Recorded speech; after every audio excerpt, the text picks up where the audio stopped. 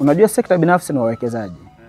Mwekezaji anachohitaji aone mazingira. Kwa sababu yeye anakopa hela benki, anafanya nini? Kwa hiyo kwenye uwekezaji ile PPP haina politics. Huwezi kuweka siasa kwenye mtu ambaye anaenda kukopa hela benki. At the end of the day watauza assets zake au ataonekana non performing, anakuwa ameharibu career yake. Ndio maana kwa sehemu kubwa tumejikita kwenye kutengeneza mazingira ili uwekezaji ufanyike. Tulikuwa na shida ya umeme, nyote mnaelewa. Substation iko Nyakanazi inayohudumia maeneo yote haya. Kwa hiyo haya mazingira yametusaidia kuweza kutengeneza kwa sehemu kubwa zaidi tukaweza kwenda mbele. Lakini kitu kingine ambacho tunacho, tumekuwa tunajihusisha na uletaji wa maji hapa.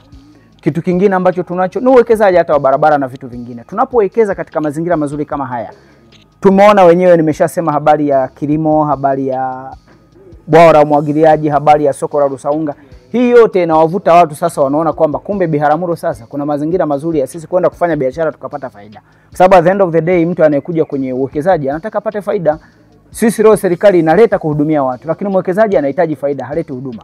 Kwangu mimi nitaona ni huduma kwa sababu analeta huduma kwa wananchi wangu, wananchi watapata ajira, watatengeneza na wenyewe uhusiano wa kibiashara, lakini kwake yeye anachokihitaji zaidi ni faida. Ndio maana lazima tuwatengenezee miundombinu ili waone kwamba mazingira ni salama kwa wao kuja kuwekeza. Hicho ndio anachokifanya Mheshimiwa Rais kitaifa, na sisi tunakifanya huku kwa kuomba ile miradi ifike mpaka huku ili mtu yeyote anayetaka kuweka chochote aone kwamba ni fursa kwake aweze kuwekeza.